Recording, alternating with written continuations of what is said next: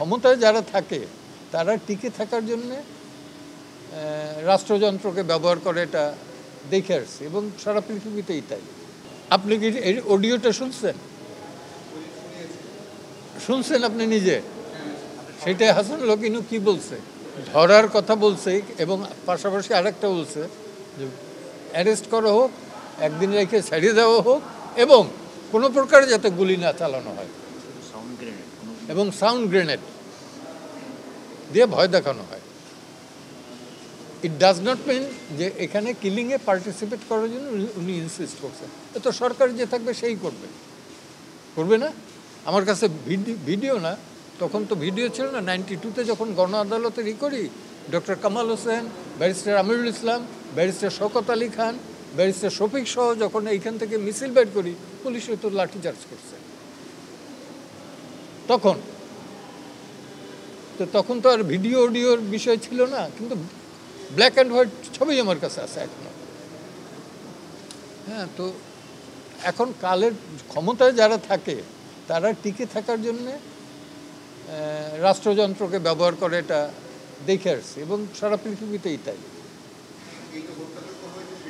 হত্যাযজ্ঞে যদি অপরাধী হয় অবশ্যই পানিশমেন্ট হওয়া উচিত। হত্যায়, যে কোনো হত্যা একটাও যদি হয়, সেটাই যে অপরাধী তার পানিশমেন্ট হবে, কিন্তু প্রমাণ করতে হবে, গায়ের জোরে না। আর আমি ব্যক্তিগতভাবে হত্যা এবং মৃত্যুদণ্ডে দুইটার বিরুদ্ধে।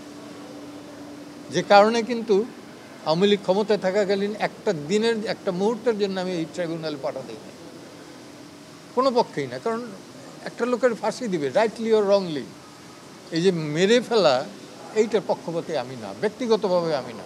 মৃত্যুদণ্ডের সারা সভ্য দুনিয়ায় এটার বিরুদ্ধে। এখন আমেরিকার মতো অসভ্য বর্বর দেশে এটা চালু আছে। ঘাটতি তো এভরিহোয়ার আছে, এভরিহোয়ার ইন বাংলাদেশ। আমি তো আমার তো কোনো গ্যারান্টি নাই যে এখান থেকে আমি সেফলি বাসায় যেতে পারবো, বাসায় ঘুমাইতে পারবো, এই গ্যারান্টিটা নাই।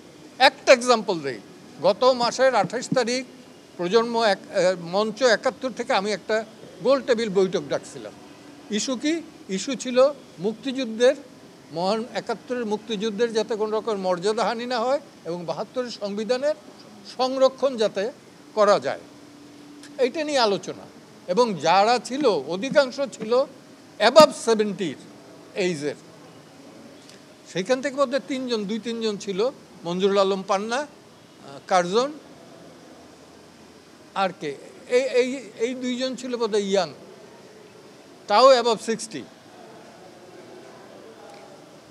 মব করা হইলো, যারা অ্যাটাক করলো, মব করলো, তাদের কারোর বিরুদ্ধে কোনো মামলা হইল না। মামলা হইল গিয়ে যারা ভিকটিম তাদের বিরুদ্ধে। সো এই আইনের প্রতি, এই অ্যাডমিনিস্ট্রেশনের প্রতি আমার শ্রদ্ধা থাকবে কোত্থেকে? সঠিকভাবে না, বেঠিকভাবে চলতেছে। রাইট? কোনো ভাগ রেখে কথা বলছি? বেঠিকভাবে চলতেছে, উল্টাভাবে চলতেছে। এখানকার তো রাষ্ট্রের কি বাইরে? এটা কি বাংলাদেশের বাইরে?